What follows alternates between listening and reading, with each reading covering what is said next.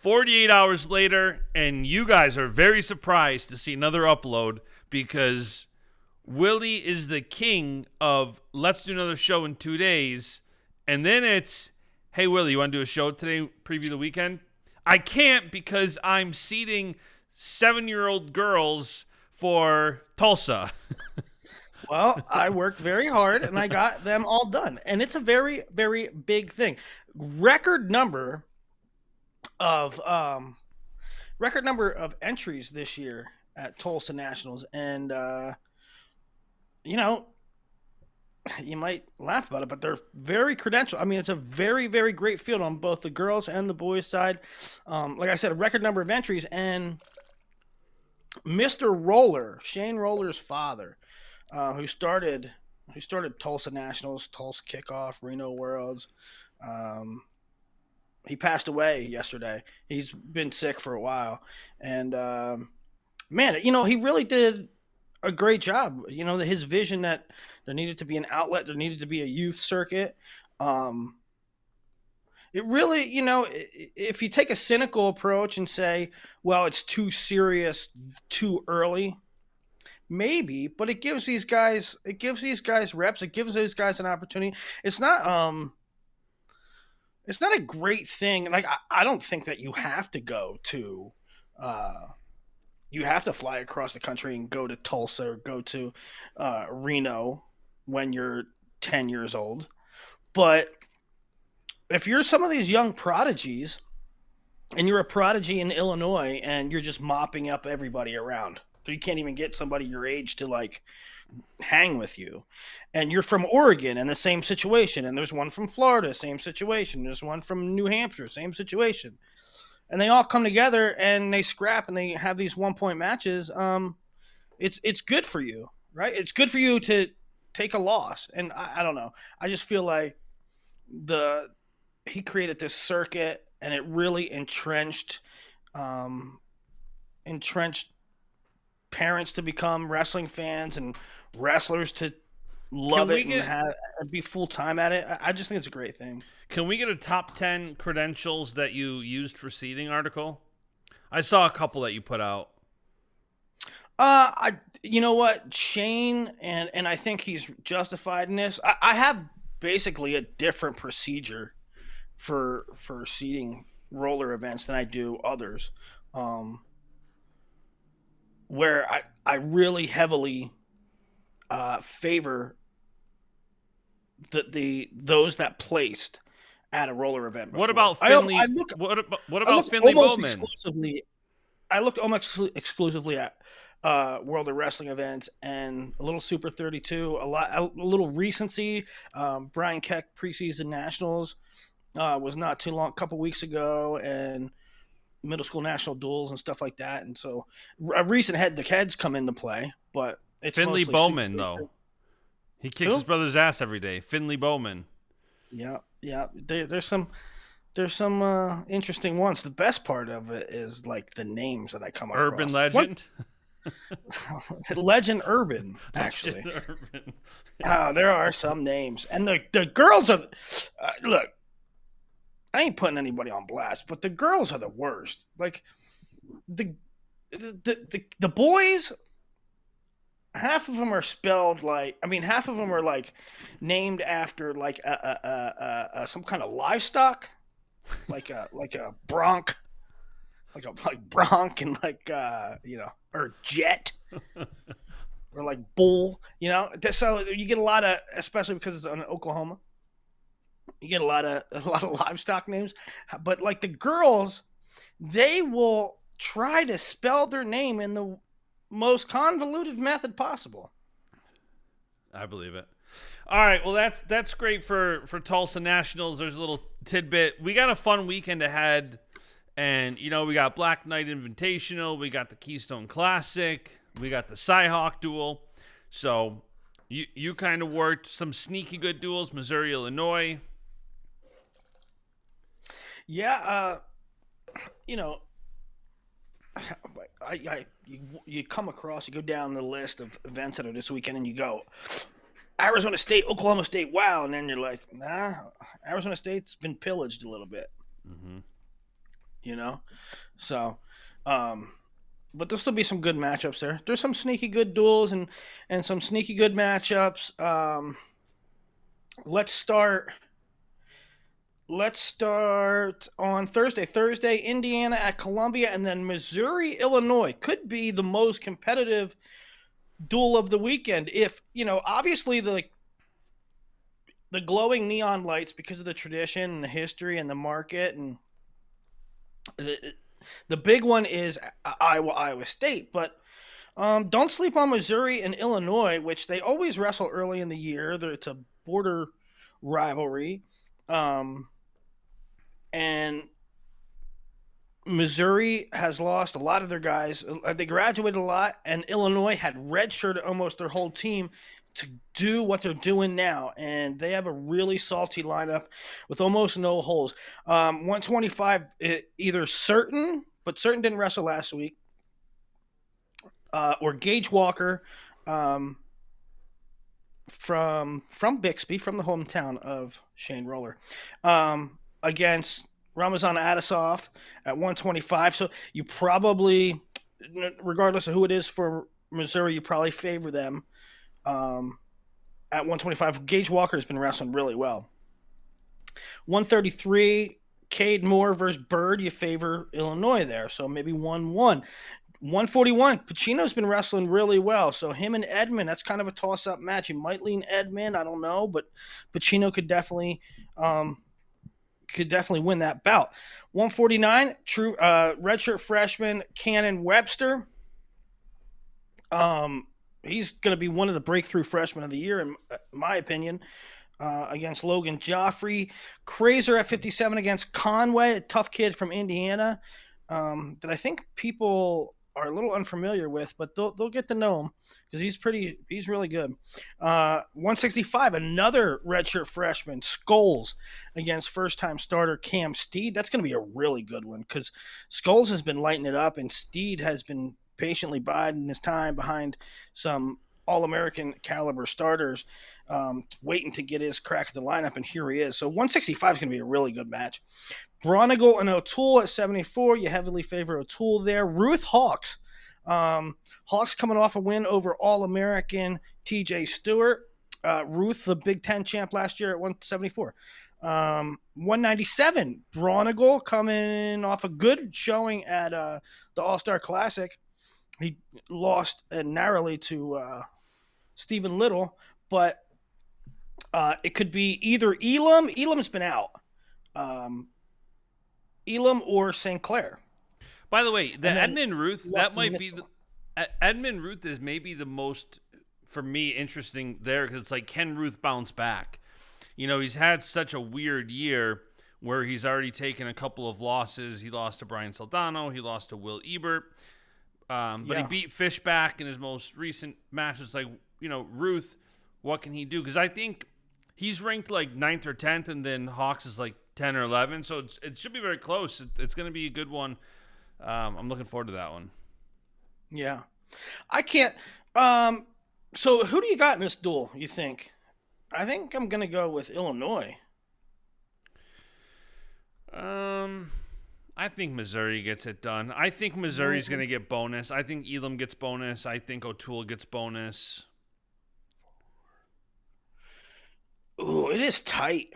It is tight. It looks like a 6-4 duel. Let's see what Wrestle-stat has it. It looks like a 6-4 duel either way. Wrestle-stat algorithm has it Missouri over Illinois 19-13.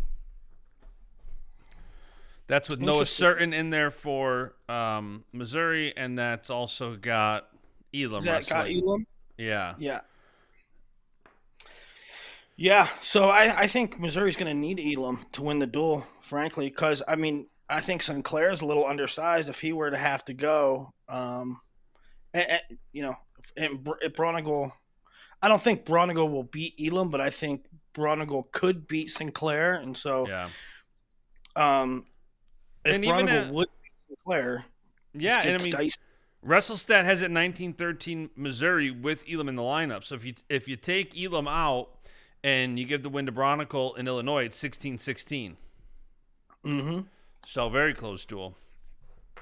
Yeah, that's going to be really interesting. I'm glad it's on Thursday night. It's tough when that way you can just focus on it, and there's not a Yep. whole bunch of other stuff going on. So Indiana, Columbia, Missouri, Illinois. I'm not sure what that's streaming on. I'm sure it'll be streamed. I don't know if it's Big Ten Plus or what it is, but on internet we had these streaming guides. Every week we put out every competition in D1 and with a link to the stream, so it makes it really easy for guys, for fans to follow. But you had to keep bumping it back to top. Anyway, long story short, on internet we kind of like pinned it and we put it in the menu bar now, so it's real easy. It's right there for you. Streaming guide, boom. You don't have to mess around and go searching for 100 different links. And it usually comes out about now. It usually comes out like midday Wednesday, so it should be. I don't think it's out yet, but it's usually out by tonight or so. Indiana, Columbia, Missouri against Illinois. That's Thursday. Friday, Seton Hill, VMI. West Virginia, App State. Duke at Michigan, or Duke versus Michigan. Michigan's in Carolina for a couple duels. Morgan State at Maryland. Minnesota, North Dakota State. Rutgers at Tech. Missouri, Illinois, by the way, is on Big Ten Plus, it looks like. Rutgers at Tech. Last year, I remember last year I was driving and I was watching Rutgers, Virginia Tech. It was a really good duel. I think Peterson beat Ventresca that duel. But this year, I think Tech is a little bit too much for him in spots. I expect Tech to win. I mean, I think they're going to be competitive. I like looking at the WrestleStat predictions because it's more algorithm based. It's not really opinion. It's just based on bodies of work and this and that. They've got it 15-15 Virginia Tech. I didn't type in the show notes these matchups. Go through them. Peterson, Ventresca.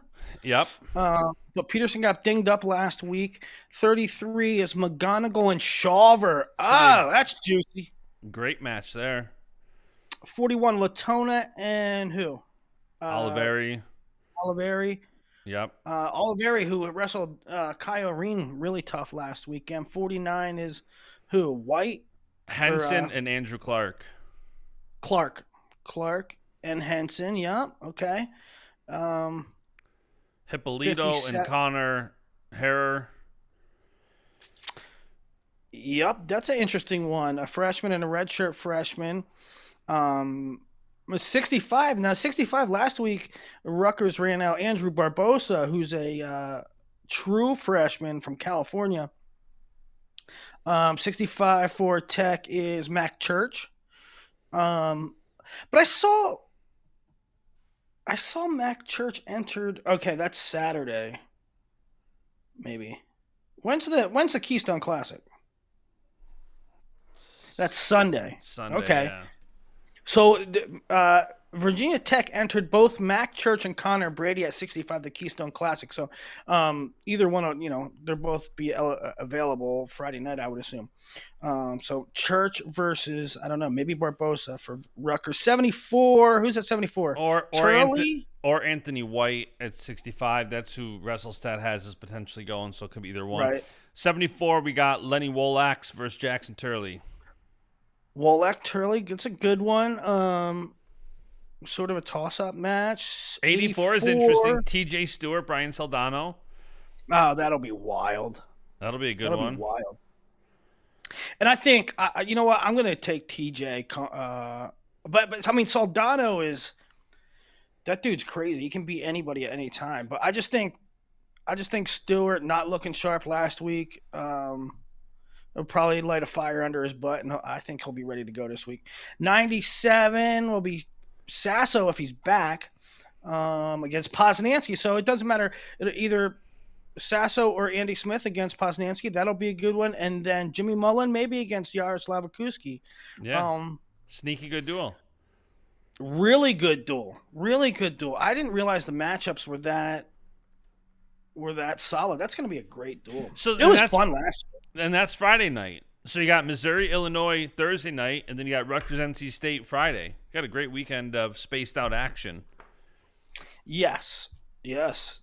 Also Friday, Embry-Riddle at Arizona State, Arizona Christian at Arizona State, Ryder, Northern Illinois, Wyoming at Oklahoma State. Wyoming's doing the Oklahoma trip. They're wrestling Oklahoma State on Friday and Oklahoma on Sunday. But Wyoming, Oklahoma State, you'll get Spratley Volk, which would be an awesome one. That'll be a good Who you one. got in that one? I'm gonna take Volk. I'm gonna take Volk too, but that's a recency bias after his All-Star Classic match. I think he looked great. What, he went 8-2? It's straight recency bias for how he looked there. Yeah, yep. Air Force at Cal Baptist. That does it for Friday. Saturday, you have the Navy Classic featuring Bucknell, Cleveland State, Indiana, Kent State, Navy, Nebraska, Ohio, Oregon State, and the Citadel. And, of course, Navy. I haven't seen entries for that yet. I have not Have either. you? Nope. I saw entries for Black Knight. I saw entries for Keystone Classic. I've not seen them for Navy yet. So, but I think Nebraska will have their full complement. Guys, Navy should have their full complement. Ohio, you get like a matchup of like Pinto and Garrett Thompson, Munoz and Cam McDaniel. There should be some good ones. There should be some good ones. Bucknell, some good guys in there as well. This is Saturday. Princeton versus Purdue. This is at Chattanooga. Princeton versus Purdue. Should be some good ones there. American versus Duke. Presbyterian, Utah Valley. Princeton, Chattanooga. American versus Presbyterian. Duke, Utah Valley. Buffalo at Cornell. Purdue at Chattanooga. Duke at Presbyterian. And then Wyoming, Oklahoma. Iowa State at Iowa at 7. That's going to be a good one. 7 Eastern. And I don't know, am I like normally Iowa State, I'd be like, yeah, let's go, look crazy. I don't know. I'm maybe setting myself up. I'm a little reserved about it because I don't know if we're going to see younger. I don't know. I mean, Iowa State's a little banged up, and I don't know if we're going to see younger. I don't know who they're going to put out at 65. Yeah, the matchups are such that. Will we see Panero? That's a big one. Right, Panero. I heard rumors Panero might not go, and he got hurt last week. So I don't know. I'm a little reserved. It could be freaking bonkers. I mean, it's must watch. It could be bonkers, but it seems like everything's trending like I was going to win pretty soundly. But let's go through them. Cale Peterson, and who knows right away. You don't know who they're going to put out at 25. It could be the new Cuban guy, Diversant. It could be Adrian Meza, who they'll probably redshirt. He's a true freshman. Even Perryman, who wrestled in spots last year. I'm surprised we haven't heard more chatter about Perryman because he wrestled decent last year at 25. Or Tarakina, right? So I think you probably take Peterson there, but there's a lot of unknowns with Peterson. But you probably take Peterson there. Drake versus Frost. Has Frost gone yet? Yes. Has Evan Frost wrestled a match yet? Yeah, he won. He wrestled in the Navy Iowa State duel last week. Did he? Yeah. I think, he won 14-7. I think, he gets big in the off season, and so I think it took a little bit of time to get him down to weight. I think that first duel, that first week, I think he was really overweight, and then I think he finally got down. So he should be going this weekend. All right, so that'll be an interesting match. I mean, Drake's obviously more credentialed and comes with a higher brand to him. He's a bigger name. But Frost had an excellent year last year, especially at the end, and is, like I said, he's a bigger 33, and Drake's coming up. So, Drake's the favorite. I lean Drake too. I mean, I think Drake's going to score some points. He had that loss to Tyler Knox, but if you look at all three of his matches this year, he's won 26-10, he lost 15-10, and he's won 14-6. So yeah, that's right. That's true. Put up 34 points in 3 matches. Right, and so and up a weight. So he's adjusting to the weight well. And just like I said with TJ, right? Like TJ Stewart takes a loss last week. Okay, let's reset and get my ass back in gear. And so I think I think that's Drake's going to come out fired up. Fired up, one, because it's Iowa State. Fired up, two, because he's coming off a loss. And Or it's in he Iowa, suffered a loss. right? Uh-huh. I think it's, yeah. Um, and, there might be a little bit of a big brother thing there. I mean, Frost and Drake probably wrestled a million times. They were in the Seabolt room together for a couple years. Yep. I wonder what Frost AA'd last year, right? The Frost AA? Yeah, he took sixth. I wonder what people put him down. I wonder what I put him down as. Because he's from Louisiana. What did you put him down for what? Like, he went to school in Louisiana until he was a junior or senior in high school. And then went to Iowa for the last year or two for high school. I wonder if people put him down as, how you do the states, like Ed Ruth, AA, Pennsylvania, right? I wonder if people put him down for Louisiana. Not a whole heck of a lot of All-Americans from Louisiana. Okay, Frost, Drake. I think this is a kind of revealing one. Block Redding. Block missed all last year. And if you're looking for a way for Iowa State if you're an Iowa State fan or you're an Iowa hater, of which there's no shortage of, and you're looking for a path to say, okay, I'm saying I was going to win this comfortably. If you're looking for a path for Iowa State to win, you got to have this one. Well, Frost isn't out of the question. I mean, you're talking about a kid that AA'd at 133 against a kid that took second at 125. I mean, crazier things have happened, right? No, and your crystal ball has them finishing 5 and 7th. Yeah, I think they're in that tier. I think they're in the same sort of tier. I favor Drake. But in a rivalry duel, it's not out of the realm of possibility. So if you're really looking for that path for ISU to win, you probably have to score an upset at 33 and have this one at 41, where Ryder Block, he doesn't have a lot of reps under his belt. Didn't wrestle at all last year. Uber recruit, right? He won Fargo a couple times and was ranked number 1 in the country to end his high school career. But he lost all last year because of injury. Took a loss or two this year already. Against Zach Redding, who seems to be like a Swiss Army knife for Iowa State. Go down to 25, go up to 49, wrestle 41, wrestle 33.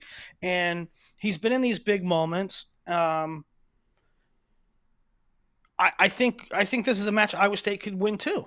And it's crazy because, like, you go, okay, Echemendia 41. All right, we can't have him because he's getting too big and he has to wrestle 49. All right, how about Swiderski? All right, we'll use Swiderski at 41. All right, he tears his ACL. And not to mention, I think Redding beat him in a wrestle-off anyway. This is a long way of saying Zach Redding is very good. Mm-hmm. And I think they can win this match. In fact, I might consider Redding the favorite here, just because Block's so green. And so ISU really could – they need 33-41 if they have any shot at this duel. Yeah, and I mean, these are going to be – I'm curious when the line comes out, what the betting line is for the duel. Because a lot of these, like you said, they're close matches. Even if you look at Parco Echemendia. Remember last year Echemendia went into OT with Real Woods? Yeah. And that was a thriller. Like, you get one of those matches. I mean, Parco has looked absolutely... Parco's looked amazing. And if you would have asked me 2 months ago, Echemendia Parco, I would have said, oh, it's probably a 1 takedown match. It's probably in the margins. I don't know. And I don't expect Parco to blow the doors off Echemendia. Man, Echemendia is so difficult to assess. WrestleStat has this match going 7-6 in favor of Parko. You know, I feel like this is one of those matches where if I'm Kevin Dresser, I'm saying, Etchemendia, you know what? You wanted to move up? Here you go. Prove to me this match that you made the right decision. Because this is the first litmus test. And if he's gonna say, hey, I'm a 49 pounder, then prove it here. Yep. I mean, he does always look big. No matter what weight class he's in, he's absolutely jacked. Yeah. He's like Ryan Deacon. Me, I couldn't speak more highly. I said it in the show on Monday. I like what Tom's doing with Parko and Teamer, and I couldn't be more high on Parko right now. That being said, there's a it factor with Etchemendia, and I'm really interested to see if he comes out swinging. I expect him to, and it could be an eye-opening match. By the way, even if you go early on, it's 6-6 Iowa State. If you give Parko, Redding, Drake, and call it Mesa for Iowa State at 25. No, yeah, but that's bad. That's not a good one. I'm just saying, there's a path where it could be 6-6 after 4. There is no earthly way. I mean, if Iowa State wins 125, that's the disaster. Okay, I'm just saying, these 4 matches, forget the 25 result. There's a good chance, especially if you're rooting for Iowa State, you need it to be 6-6 by this point. Yes, you do. Yep. You need it to be 6-6 to have any chance in hell. Now, at 157, Panero Johnson, is he going to wrestle? Is he not going to wrestle? Is Cody Chittum available? Is he not available? And does it matter? Because Teamer looks great. Yep. I don't know that either one of those guys. Actually, Chittum beat him last year, didn't he? Did Chittum beat Teamer last year? Let me look it up. I'm almost positive he did. But that's sort of other things considered, it's sort of an outlier. But you know what? In a dual meet, that's all you need. He beat him 9-5 in the Iowa State Arizona duel. Yep. So, yeah, they would need a monumental upset like that to happen. I don't know. It sounds like Panero's not going to go. I don't know that for sure, though. So, at this point, Teamer's looked really good. Panero has not looked good. Chittum has been out of action. And so you got to go Teamer and pretty decisively, I think, at 57. So right now, if you're counting matches, if you're saying there's 10 matches, we need to win 5 with bonus, or we need to win 6-4, I don't think 157 is one you're counting on. If you're Iowa State. And this, by the way, is where it also gets very difficult for Iowa State. Really difficult. Okay, you have an outside shot you have a chance with Etchemendia Parko. You probably don't have a chance at 57. You probably don't have a chance at 65, where it's Caliendo, who looks like, he's on a tier above most humans at 165. You got to pencil in a major for Caliendo here in my book. Yeah, and it's gonna with lineup uncertainty. You don't know who they're going to run out at 25. You don't know who they're going to run out at 57. You don't know who they're going to run out at 65. It's going to be Connor Uton or MJ Gatan, who's rumored to be on his way down or is down or whatever. I think they put him in the probables, right? Yeah. 174 Brands. They also listed Patrick Kennedy. And it'll be interesting, and probably, I'm going to tell you right now, we're shooting this on Wednesday. Monday morning quarterbacking, there's going to be people that read stuff into this either way. If it's Nelson Brands, they're going to say, well, Nelson's the guy, and they're not giving PK a chance. If they use PK, they're going to say, ooh, that's an indication that it's a toss. It could be just the fact that the duel's out of reach right now, and they're just it could mean nothing. It could mean everything, right? Yeah. So there's going to be a lot of speculation on whoever they put out, 74 Brands or PK, and it's probably going to be Aiden Riggins, the former Hawkeye. And if it's not, they have a couple guys. I would say there's a couple guys they could use here. You use Riggins, who beat Nactaborn in the Wrestle-offs and in a close one at Grandview, or they could have Gatan, which I don't think they will, but that's a possibility. Gabe Arnold against Evan Bachman. Again, you're going to go with Gabe in this one. Buchanan and Christian Carroll, and you're going to go Buchanan. So from like 57 to 97, you're not picking Iowa State in any of those. Right. Right. So it's really an uphill battle. Even 97, like you've got Christian Carroll, who's looked great so far down at 97, going up against one of the best guys, if not the best guy right now in the weight, in Stephen Buchanan. Yeah. And I don't know. Christian Carroll's a great prospect. I just don't see him beating Buchanan at this time. I don't either. I mean, it's difficult because you can see a person beating somebody, but when we do these shows, you can't pick it. Like you can't convince me that Carroll is the correct pick, right? No, and I like to resort to WrestleStat to try to gauge what the average, what the standard pick is at the weight, and if you go by that, just to get a gauge, they got Buchanan majoring Carroll 12-4, which is probably the problem is that there's no data. There's no data on Carroll. There's like 4 matches ever. Right, that's the same problem at 125. There's no data on Peterson at 25. There's like 3 matches for Meza, who's a true freshman. So you gotta, when there's less data, for sure, it becomes less interesting. So overall, I think. And then heavyweight to wrap that up. We don't think it doesn't sound like Younger is going to go. I put out the graphic with Ben and Younger, and I know Younger is they're saying likely not to go. I still think that's one of the marquee matchups if it does happen.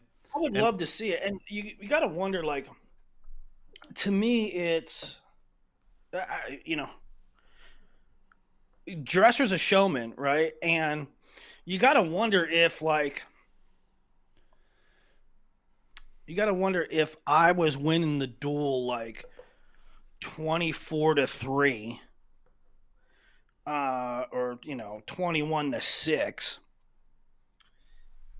If Dresser says, you know what, the duel's out of reach, I'm not bringing Younger back in his first match back after injury for a match that's out of reach. Or if Dresser says, you know what, I know the duel's out of reach, and they won the war, but we're going to win this one battle and shut them up. Also, any shot they don't start at 25. And they start at like 65 or something. They could, but now I'll say Tom has always wanted to start at 25, but for a long stretch of that, he had correct. That was Drake a momentum Allen, builder. Spencer Lee, right? So yeah, I'm not sure. Either way, it's must-watch television. It's going to be on Big Ten Plus, and I know there's some boo birds for this, but they are offering a pay-per-view option, which I think is pretty cool. So if you don't subscribe to Big Ten Plus, you can pay $9, whatever it is, $9 or $10, and watch the event. You can watch anything. You can watch any wrestling match you want most of the time. 99% of the time, you can watch wrestling. Just pay a couple bucks, guys. Well, I think the bigger issue there was for a duel of that size, why is it just not on Big Ten Network? Which I get. I think that's a fair argument. But the fact that we can still watch it, and again, if you care about, especially for Iowa fans, you probably have Big Ten Plus. I can see Iowa State fans not having Big Ten Plus, so I think that's where the pay-per-view option really comes in handy, is if you're really just trying to follow Iowa State, who cares about Big Ten Plus? So I think for $10, it's a good option. I mean, a value meal costs more than that nowadays. At a, I mean, Oh, I agree with you. I think for you're the gonna pay $10 entertainment, to watch your favorite sport. you're gonna pay $10 for 2 hours. It's like, what do you pay for? I don't go to the I movies. know. What do you pay to go to see a movie? They're like $16. So there you go. Listen, it will deliver $10 of value for you.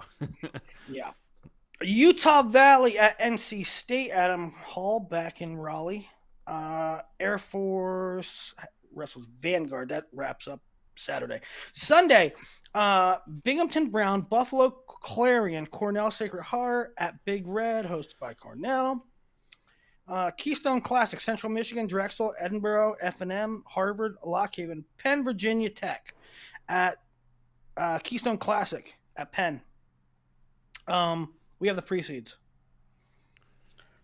Some good brackets and good matchups. Eddie Van Treska is the top seed at 125. That has Max Gallagher, Jimmy Garcia, Brady Pruitt, Dylan Campbell. Watch for Dylan Campbell. I know he's backing up Eddie Van Treska, and he's a true freshman from Ohio, but Virginia Tech really likes what they have in Dylan Campbell at 125, and I think it's going to be interesting. I also think it's interesting that he's on the same side as Van Treska. 133, led by All-American Anthony Noto, who's up a weight, and McGonigal will have a nice weekend, Virginia Tech. So McGonigal will hit Shawver, and he'll be in this bracket with Noto, Alex Almeida, Ryan Miller, Sam Latona, Henson, Composto, all at 41. 49, Henson will be wrestling. Cross Wizlewski is in for Penn. I wonder what they're going to do there. I wonder what Penn's going to do at 49. They're missing somebody there. They have another 49. Anyway, Henson Wazlewski at 49. 157 has Johnny Lovett. Johnny Lovett, who's like a 7th-year senior for Central Michigan. He's been wrestling really well. Jude Swisher in that bracket. Jimmy Harrington in that bracket. Jimmy Harrington, who, beat... that's who Meyer Shapiro defaulted to, and Harrington went on to beat Ed Scott. So that's a good bracket with Swisher and Lovett.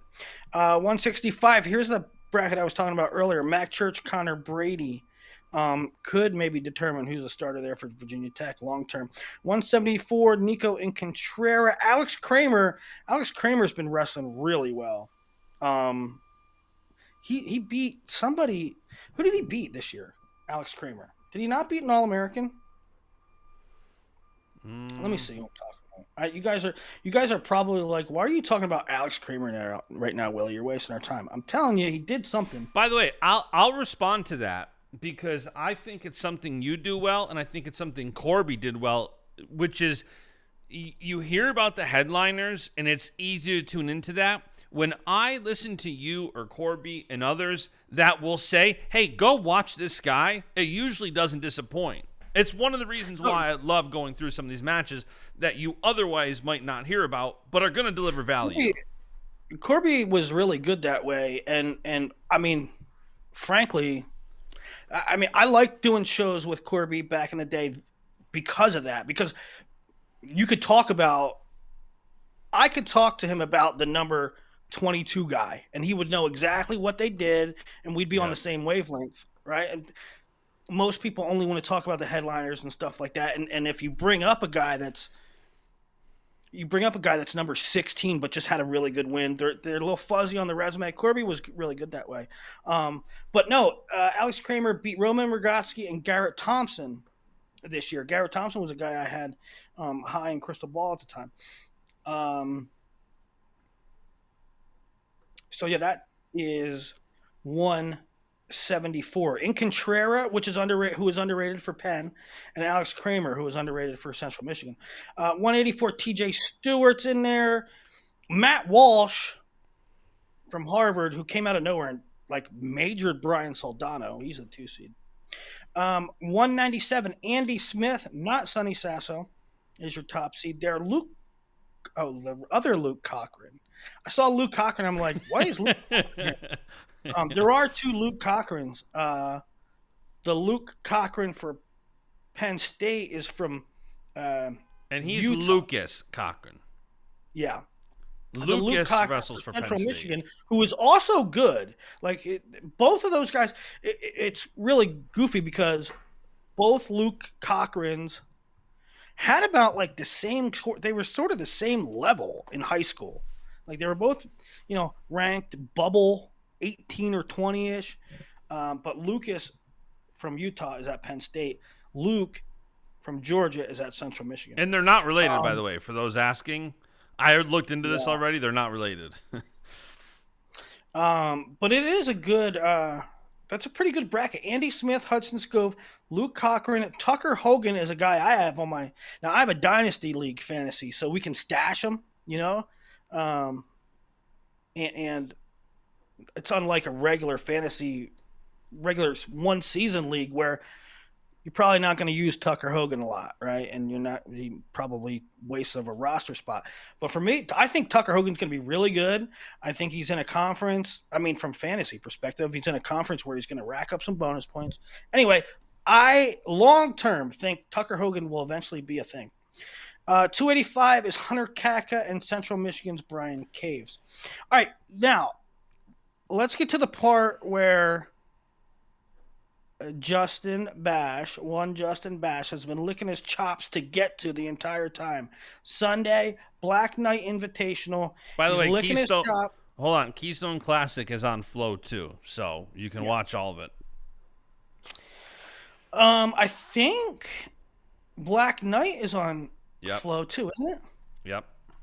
And this is all about. Now, there's some good, if you're an Army fan and you're watching, or you're a Columbia fan and you're watching, and you say you're focusing just on Penn State, there are some good guys. There are some good guys from Army and Columbia and Binghamton and on down the line.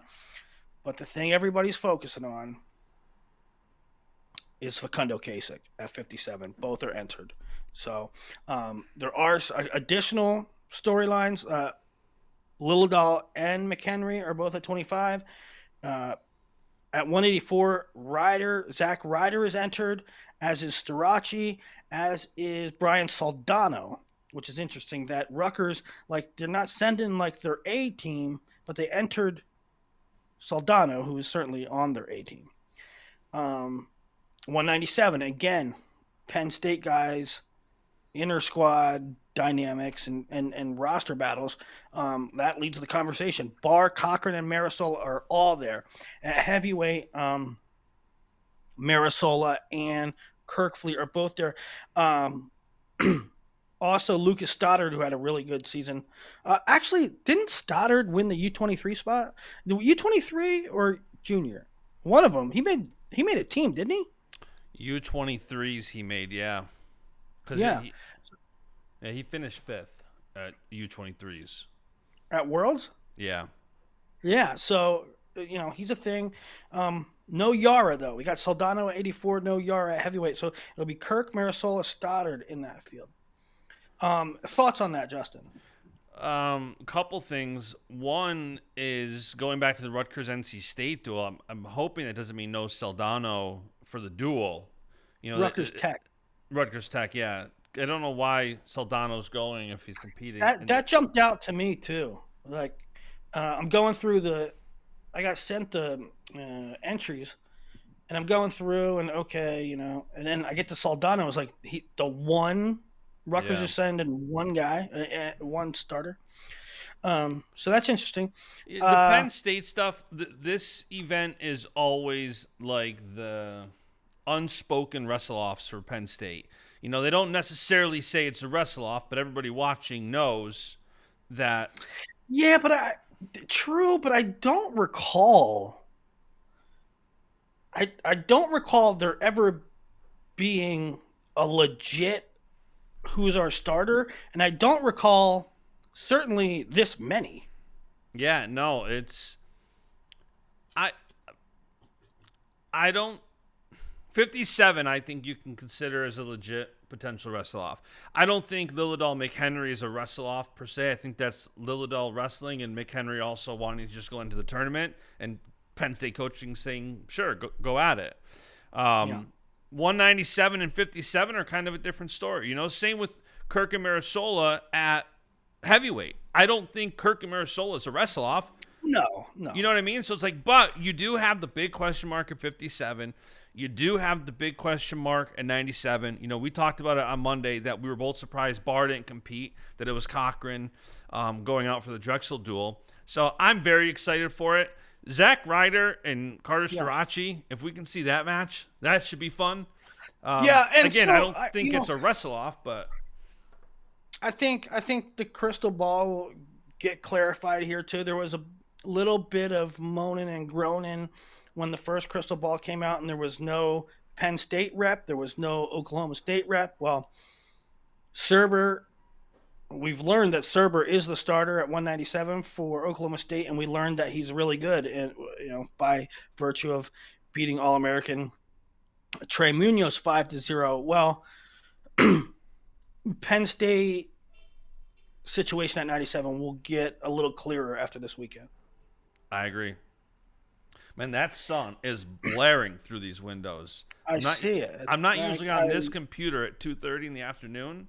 I would not want to be in your seat. That would drive me nuts. Also, Sunday, Roadrunner Open, Cal Poly, Cal Baptist, Cal Bakersfield, and Oklahoma. Hofstra at Ohio State, Ryder at Wisconsin, Campbell at Minnesota, South Dakota State, Northern Iowa. Low-key good duel. I mean, it's not the star-studded, everybody's an All-American, but they're 20 really solid guys and a lot of toss-ups and good solid Big 12 duel that should be interesting. I'm pretty pumped about it. Tanner Jordan, Trevor Anderson, Derek Cardinal against Land or Farber, Martin Realbuto, Seabrick versus Downey. That should be a real good one. Devos for Sima, who made a lot of noise. Now, Sima didn't have a great Grandview tournament last week, but he had a good NCAA where he's knocking on the door against Devos. Bergie Keckeisen? I mean, Keckeisen's the sure pick and probably will win, but you want to watch it, right? Yep. Glazier versus Volker? Oh, yeah. Some good ones there. That is at 1 p.m. Also at 1 p.m. at 1 p.m. Central. Also at 1 p.m. is Arizona State, Oklahoma State, and that's Figs Spratley if Figs goes. Claybo Hughes. So, I mean, let's hope that Figs goes. And the reason I say he might not is because he defaulted out of Daktronics last week. But a lot of talk about Spratley and how he's improved. I would really like to see that match. I hope it happens.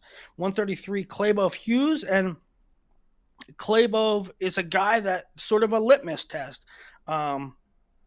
If Hughes can beat a guy like Claybo, that's another sort of benchmark. Is it Gary Jamison? That should be a really good matchup too. One where you pick Jamison and he's looked really good, but Gary is a guy that has a win over Brock Hardy. Vasquez Carter Young, really interesting. Now, so the first part of the duel, the first four are interesting bouts all around. Then it gets a little off the rails. Well, there is one more. Teague Travis Killick, I think Travis, you pick him all day. Ruiz Amin, there's a lot of promise for Ruiz, but he has taken a couple losses early, and so it's maybe like one of those situations where just pump the brakes, his time will come, but it ain't now type of thing. Yeah. But interesting nonetheless. Hamidi should beat whoever is there, probably Chance McLean. Plot against the JUCO champ Fazulayev, Meisner, Serber, Schultz, Hendrickson. That's probably for me. Fig Spratley, if we can get that, would be a great one. Colton Schultz and Wyatt Hendrickson.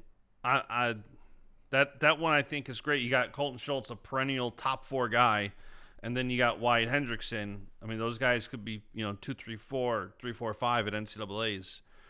Could be a good one. Yeah. So really, really good duel. Actually, great. You know what? I didn't wrap my head around it. I was sort of focused on what we had and what we just witnessed, but it is a really great weekend of duels. It is, and Uh, tournaments, because within the tournaments you got the Keystone Classic, the Black Knight. You got different tournaments going on too, where at a minimum you're not going to want to miss the finals. yeah, yeah. Lehigh Pittsburgh. I mean, I'll be all over that too. That's a good duel. That is an hour after the start of Oklahoma State and Arizona State and South Dakota State, Northern Iowa. Um, Also on Sunday, George Mason, SIUE, Little Rock Northwestern. There'll be some good matches there. Michigan at Virginia. Oh, I said Michigan was in Carolina, but I guess they're doing Duke and then Virginia. Um. Okay, one last thing to get to, I think. Unless you have something else, but that's Owen Treffin. You know, a really solid guy. He was on the bubble watch for All American status last year as Isaac Trumbull um, took a red shirt with Hidley coming up, but then Trumbull added some weight. He's going heavyweight. He was sort of solidified himself as a starter at NC State. Owen Treffin, a senior. So what's he going to do? He's transferring to Lehigh, where Nathan Taylor, their All American heavyweight, blew out his. I mean, he got injured. I think it's his LCL or something. Anyway, it was very visible. Like, oh yeah, that dude's hurt. So he's going to be out for the year. Treffin's going to go to Lehigh. People ask me, how is it possible for you to actually wrestle in an NC State singlet and then later in the year Well, wrestle for Lehigh? I don't know. I so can't keep up with the rules. a couple notes. One is that I heard all of his matches wrestled this year were unattached, and that's Were how. they? That's what I've heard. So that is the answer I've heard. The bigger question I had for you is, so Trumbull redshirted last year, and he wrestled 6 or 7 matches up at heavyweight. So do you think that, obviously Trumbull redshirting last year at heavyweight, he's coming back. Do you think the plan was not to return as heavyweight, or do you just think that maybe Owen didn't really want to transfer out until there was an opening and it's like, okay, this makes sense now? No, I have no earthly idea. And Owen himself texted me to say, "Hey Willie, I'm going to Lehigh. Feel free to put it out if you want." And that being said, all's well that ends well. He's going to be in a great room, in a great situation on a team that has a lot of potential. We'll get to that in a second. But honestly, I spent all summer I do crystal ball for the next season like a week, a couple of days after NCAAs, right? Yep. And so you can see these things coming. Trumbull's moving up. I'm gonna plug Trumbull in. This is happening here. This is happening here. These are going to be the roster battles, right? So I spent all summer, and other college coaches that needed a heavyweight spent all summer texting me, "What about Treffin? What about Treffin? What about Treffin? He's got to go. Something got to give." I don't know. I mean, I'd really like to, maybe now that the dust is settled, I'll talk to and say, "Hey, why didn't you transfer sooner? Why didn't you enter the portal sooner?" I don't know. It just, it was really bizarre to me. Yeah. Maybe he thought, maybe the kid bet on himself and said, "I'll win the spot." Yeah, could be. Maybe it's as simple as that. And with Nathan Taylor going down, it might have just been a perfect storm of everything in the right spot. Yeah, it's a great room for him. I know there were several teams that reached out to him, and they would have been really good situations for him. Lehigh is a good situation. You get national champ Zach Ray to work out with. It's a good conference, good academics, and Lehigh is a team that if they run out the right guys, if they go for max, uh, they could certainly be top 10 and maybe even approach like five ish. If you know, and you're gonna say I'm crazy, but on pure tournament points, um, if you get finals points from Ryan Crookham, right? If they would unleash Stanich, who looks like a podium guy again, even up at 41. Um, I really think their 65, Max Brignola has potential. And then if Treffin can get on the podium, and I'm missing somebody, but uh, How about that's a Michael top 10 Beard? team. Michael Beard, right? You have Michael Beard in there. Um, they're max potential. I mean, they could be reaching the 5 to 8 range. You got to I mean, update that remember crystal last. ball. I mean, remember last year. Last year, a podium team was like 70 points. I think what we should do time-wise, I think you got to after this weekend, I think it's time for a crystal ball update. And we'll do Yeah. a crystal ball show next week before Thanksgiving, because then the following week we'll do a Cliff Keen preview show because we're just about 2 weeks away You know from what I that. keep thinking about too, as a admitted Lehigh fan, and I like to see, I like to see non Big Ten schools do well. I like to see non P5 schools do well. I think it's great for the sport. Um, but you look at Crookham, and you look at Beard, and you look at Nathan Taylor, and you look at Stanich, and then like, man, if they would just still have Edmund Ruth, uh, that'd be a squad, man. That'd be a squad. Um, but the rumors I hear, Lehigh recruiting's picking up a little bit. Uh, John Hughes, I think, did a good job a few years ago. He was sort of their lead recruiter, and then he left, and then the little downswing. I think they're getting back on their horse, recruiting wise. They landed Crookham. They identified Nathan Taylor really well. They identified Luke Stanich and got him on board.